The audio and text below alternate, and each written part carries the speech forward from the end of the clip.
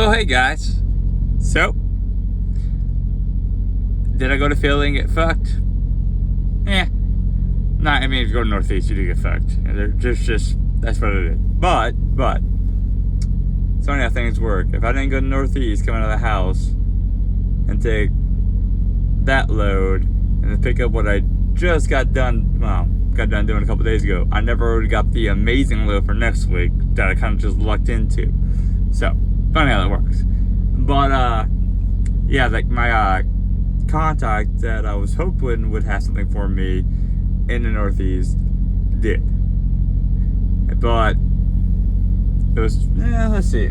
I'm not really going to talk about the rate because it's just too much fucking headache. Well, the rate per mile at this point. But the loaded miles was 2332 and the empty was 271. And the empty's not quite, it's not like a normal load, right?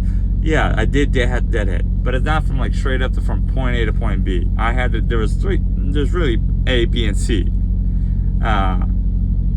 Because on the way up to the actual warehouse, they asked me to, this is usually how these loads go. I had to pick up one pick that was along the way and bring it to the cross dock. But this load paid $5,000 from Uxbridge, Mass, going final in Brenham, Texas. There was 11 deliveries. Yeah, 11 deliveries. 11 double unos. Yeah, it was a very busy week. Sad part is, could I have made more coming out of the Northeast if I just ran normal stuff? Maybe. Probably would have been about the same anyways. And like I said, this was only like 2,600 miles. Technically under 2,400 for loaded with deadhead. So I mean, it was easy in the truck. The hardest part of this whole thing was, because I picked up, technically I brought my pickup Friday to the cross dock. They load you overnight, so you kind of get out of there between like 1 a.m. to like 7 a.m. Saturday. I had to deliver in Flowood, Mississippi at U.S. Foods on Monday at 0700, right? And that's 1,400 miles. So that one is a little bit of, got a boogie, especially with Northeast traffic. And again, as far as I wanted to Saturday, I only did like 600 miles, so a little over 600. So I had to make up some time Sunday. U.S. Foods, though, has overnight parking. I've been there, it's been a while. And but there's also like a Pilot right down the street. And I think a Love's like also like, it's like 2 miles down the road. So I pulled in there like 2,200, 2,300 a night. Only like 4 spots of the overnight parking on there were taken, so it wasn't too bad. This was a full load. It was frozen, 0 degrees, and it was like, I think it was like 38,000 pounds. But let's just stop, okay? So Monday, 0700, U.S. Foods. First come, first served Monday. By 1400, fresh seafood in Daphne, Alabama. That was a cool little place. Some mom and pop run a seafood store. It looks like a husband and wife ran it. Easy back too. I mean, their dock is actually separate from the store, so they have a separate freezer building, which is cool. But pretty much it's literally narrow street, but you turn right and straight back across the street. Blind sides, I don't like that, because especially if people generally don't give a fuck that you're trying to back. And the sad part is, if they rush behind you, even though you can't see them, right? You have no idea they're flooring to get by you, and you hit them. Somehow it's my fault. Like, you see a truck back it up. Come on now. No, I mean, but they got 2 pallets. A lot of these places got 1 or 2 pallets, 3 pallets, whatever. I had like 30 pallets, so that one wasn't too bad. I was out there 20 minutes, and then Tuesday 1400. So I was done for the day at that point. I just had to get over to Houston though. Tuesday 1400, had to deliver Fresh One Foods. And I don't remember much about that place. Don't remember. Then I went to that's all I did Tuesday, was just that. Because a lot of these are appointment based.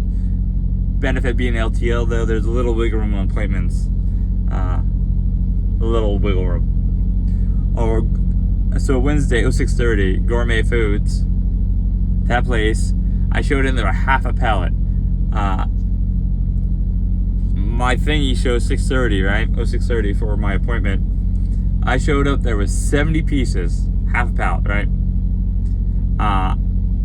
340 pounds. Like that, a full pallet can weigh like 2,000 to 2,500 pounds.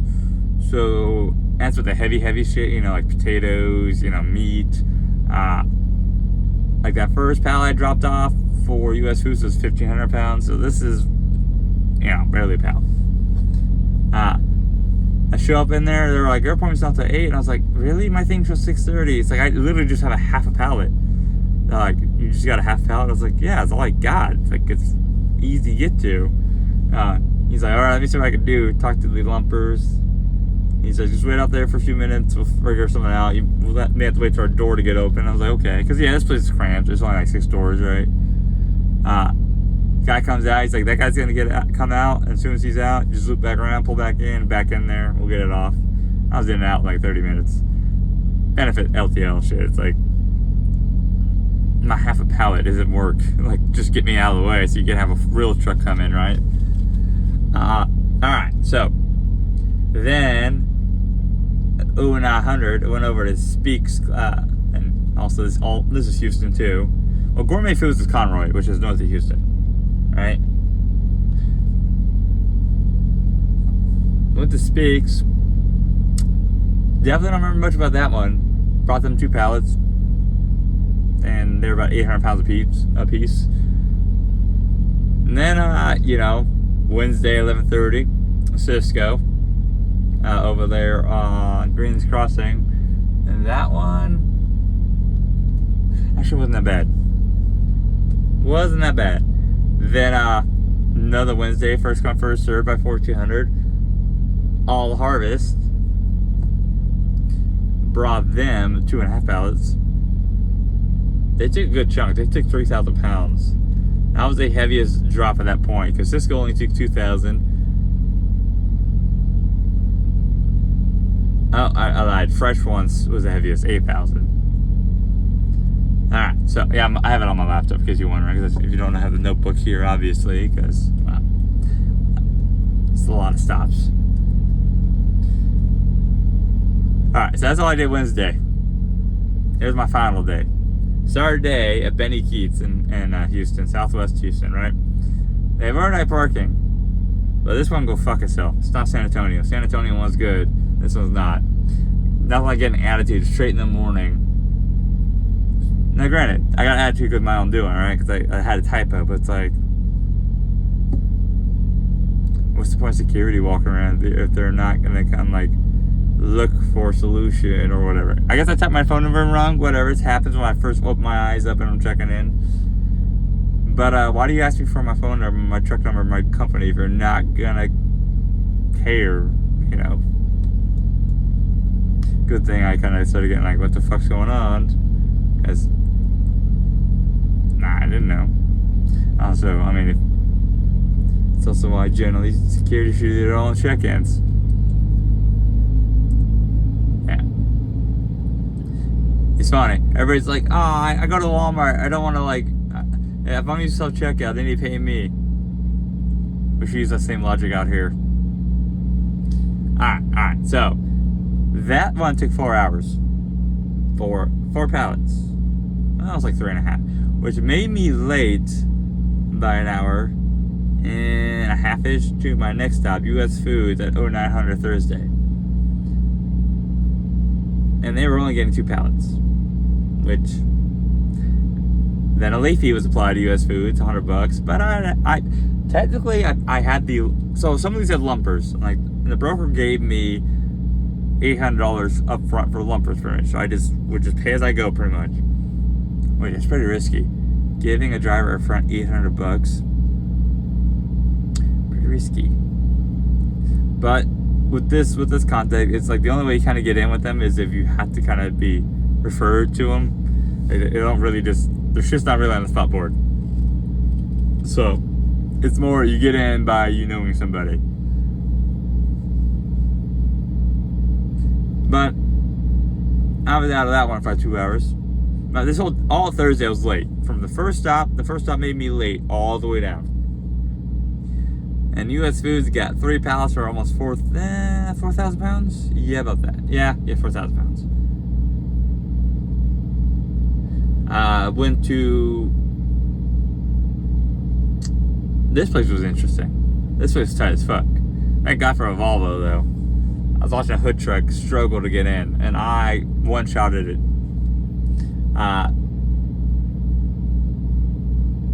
You guys want to go to the address for the one I'm talking about? 12815 Mula. M-U-L-A Lane.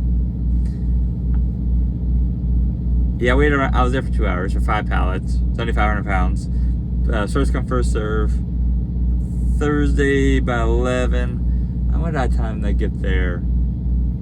I think it was like 1 noon. I think I was out there by like 1:30. Yeah, I was out there by 1:30. Yeah, or 2:30. 2:30. Now this was a new one. I went to a fucking Christian school in the middle of an old town, pretty much, called Brenham. That was supposed to be there Thursday at 15:30, which I am so glad I actually was held up, because I lost 40 minutes getting out of Houston. I got there. When did I get there? It's only 75 miles away. And actually, I lied. I got out my last stop at 2:30. So the school I got down to about 5:15, 5:20. I lost 40 minutes just from traffic, just getting out of fucking Houston. They got more traffic on 290 getting out of Houston again. It's like, goddamn, people, learn to fucking drive. To be fair, it was, starting to hit like 4 o'clock, so kind of got fucked. But I called the lady up because it's a school. Like, there is no dock. It's not like a school district warehouse or I've been to those in like Vegas. This is straight up a fucking school. At St. Paul's Christian School, And I call her up, and I'm like, because my contact, right? I'm like, how do I get, like, where do I come in? Where do you guys need the truck? And she's like, oh, you just pull in right where the awning is. We get this truck in here every year. I'm like, okay. I was like, are you sure it's a 53 with a sleeper? She's like, oh, yeah. It's easy, plenty of room. I was like, okay. Thinking to myself, I get this told this all the time. She's like, there's nothing else though you can say on the street. I was like, okay, I'll see when I get there. She's like, what time are you gonna be here? I was like, right now? I was still in Houston, though. I was like, I'm trying to get out of Houston, hit some traffic. It's telling me 4:48. Almost an hour and a half late at that point. I'm being told I need to get there at 15:30. But I knew they're gonna take it, right? There's your fundraiser cakes that they sold, that they raised money for. So I know they want them. Benefit fundraisers, which, spoiler alert, next week, nothing but fundraisers. All schools too. And it's a good load. It surprised me how good it is, because it's not what it sort of was. But we'll get to that. Don't want to get too ahead of myself. But I am loaded with it. What you're hearing? That's the load. So it's happening. Alright. So I'm like, here, do you want my cell phone number? She's like, yeah. I was like, okay, if I'm not there by 5, call me. But I should be there within like 10 minutes or so of 5. She's like, okay. 4:50, like 4 comes by, she calls me, she's like, what's up? I was like, hit some traffic, lost quite a bit of time in Houston. I'm looking at like 5:15. She's like, okay. I pull up, I followed what she said, came right down the street, which I had to it's residential streets with that. The trees have barely cut it up right enough, so I'm kind of catching the edges of them. So I kind of in the middle of the street, going down that way. Because it's the easiest for me to get in there, right? It's not the way it's not the way I would normally go through this town. It's not a truck route. It's not commercial. Buses do, it seems like, but not. I don't know, like little buses, maybe vans. I don't know. But this is the easiest way for me to get in there, and it's only 4 blocks. Because it's a straight shot instead of adding on 4 more turns. Which, spoiler, obviously I didn't do any damage, so whatever. So. Originally, I I was gonna go around the corner and just kind of park on the street, but I stopped when I saw the entrance. I looked at it. I'm like, okay, the awning is, I can't fit underneath that awning where she said I could. No, I'm like 4 feet too tall. So I backed up, started getting ready to really butt hook it in, because it's not a street that a truck, well, with day cab be fine, but with sleeper, no. It's not really a street where I can just make a turn easily, so I need to actually set it up for it. But she's all coming out waving like this, you know, it's like, you know, excited to see me. I'm like, okay, you know, I hope she's not want to get run over here, because I need kind of get in there.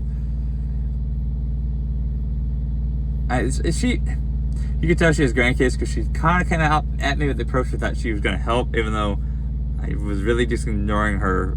She was like waving me, and I was just kind of like more focused on, because when I pulled in, truck and trailer all but like 10 feet got in. So like I said, day cab they'd be fine, but like I had to drive over a curve for about 10 feet of the trailer. So, but when you throw in boxes, because I had to handle this, there's no dock. My help was 3 women that were, well, put nicely, nice people, but just not in shape really for throw around 30-pound boxes. Let's see, 1,500 pounds of them for long stretches. Okay. The old lady that came waving up at me, so I knew she was gonna help. There was 1 man and like 7 4th graders. So really it's pretty much me, like a mid-30s woman who's the most in shape, and the man. And one of the 4th graders who was in the trailer helping me, I didn't ask him to, he just did it himself. I mean, but he decided to slip and fall in the trailer, because, you know, when you have a frozen door and it's hot outside or even warm, and you open doors, you need to defrost, front of that trailer is going to get tail of the trailer is going to get a little slick. And when the box, he could barely have the grip on the box, and you know how kids are, they're trying to carry shit, it's a little too big for them. They're all like finger tipping it, trying to like walk and cradle at the same time. So you're pretty much walking on your toes, right? And yeah, he just bit it with his knee. But after that, he's like, I'm done. I'm getting out of this trailer. I'm trying to blame him. Like, I hate it. Sucks even with me, and I got boots on.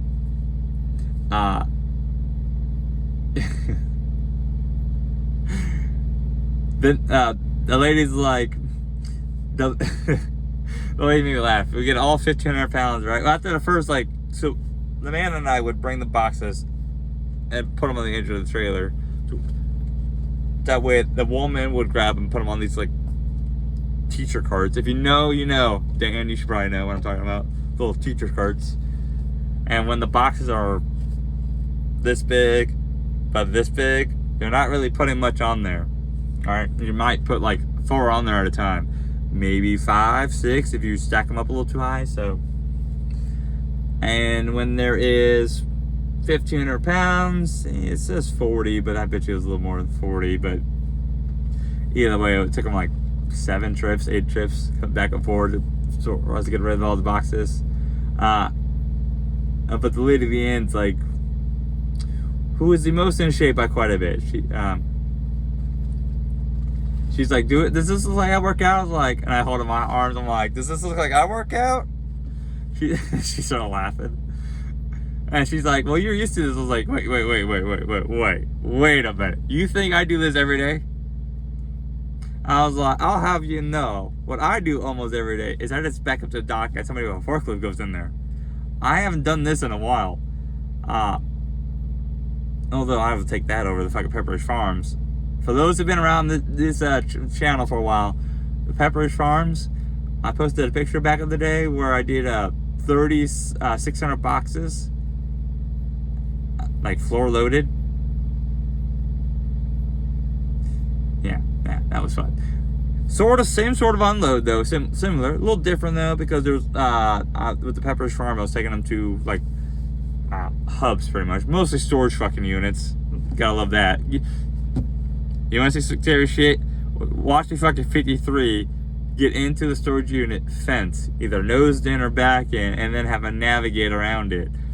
They are not designed for anything more than a box truck, and barely even that, because plenty of box trucks catch the awnings of, like, you know, the roofs and all that. Yeah, I was a little sore after throwing half the weight. It's funny when you don't use muscles for a while. It's funny how they get really sore real easily. But no, this load wasn't bad. Okay, here's the weight. So paperweight, right? This is 29.5 pallets. Total 2332 cases, meaning boxes pretty much. 36,929 for the weight. I was guessing 38 just based on how it felt. So I mean, there you go. Generally, like I said, it's funny when you start driving for a while, you can really get a feel for the weight you have. Like this fucking load. Oh my god, it's gonna be amazing. If I don't average 90 mpg for this whole load, I'm gonna be really sad. Well, next load, I'm gonna be sad. And also, I found a new drink on the way up to get these load. Well, yeah, deliver my next load for next week. Found this drink. I don't really go to 7-Elevens. I don't have a 7-Eleven in my whole fucking state. Well, maybe Cheyenne, but I don't remember. And this is the 7-Eleven brand. And I already drank one yesterday. But they're pretty much the electrolyte drinks, like the Body Armor and Prime and all that, right? Why didn't nobody tell me these are good or I had to try them? Because I like these electrolyte drinks. Okay, if you guys know any drinks that have like this, right? That has no corn syrup, low sugar, and has had magnesium, let me know. I'll try them. Because this one's the orange mango. This is fucking delicious. But I tried guava splash yesterday, and oh my god, that was fucking amazing. Because normally with the store brands, okay, for those who know, you'll know, either the taste is weak or there's a really bad aftertaste. This is fucking delicious. There is nothing here. It's strong taste though, which I would start with the guava splash. That's guava splash. That's the one I would start with. But if you like orange mango, yeah, this shit's good. Here, let me see if I can zoom in so you guys see the. No, there you go. You know it's backwards. But it's pretty good though. Yeah, and by the way, a little fucking health tip, right? I know I'm not the embodiment of healthy, right? And I'm a trucker, but obviously I'm not putting on weight. And you'd be like, well, genetics. That's half true though. You still can't beat genetics, and not always beat just being sedentary all the way around and poor diet. Like you just no. Do you guys want to see cutting one thing out of your diet can do for, let's just say, a month to 2 months? Here's a challenge. It's not harder than you think. But if you're at home, this is much easier. Cut corn syrup out. Just get rid of corn syrup. Come back to me and let me know how you feel in a month or 2 months. It might surprise you. I have tried my best to cut corn syrup out of my life. I started with kicking soda out. When I kicked soda out, that's really when I really felt it. But then I started getting the rest of the corn syrup out. There's corn syrup and fucking ketchup. All the ketchup you buy. There's corn syrup and fucking barbecue sauce. Well, again, fake shit, right? Real barbecue sauce only has fucking molasses and spices, okay? There you go. That's barbecue sauce. Generally, like condiments, if it's really runny, it probably has corn syrup. Yeah. But enough of that.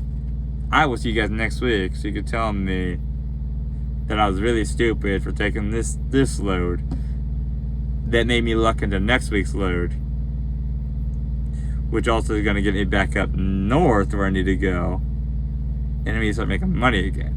Because in 3 weeks, is it 3 weeks? Oh, because this load was from the 8th to the 15th. Well, the 9th to the 15th. That was for this week. Let's see, because on the pretty much the December 13th, 14th, 15th time frame, girlfriend's gonna be in the truck with me for about 2 weeks. Well, technically 3 weeks, because we're heading to Easter Mom's. Gonna make some money on the way over there. Park the truck over there for a week, and then grab a load coming back. So, yeah, that's what we're looking at. So you guys stay safe out there. Catch you next time. Bye.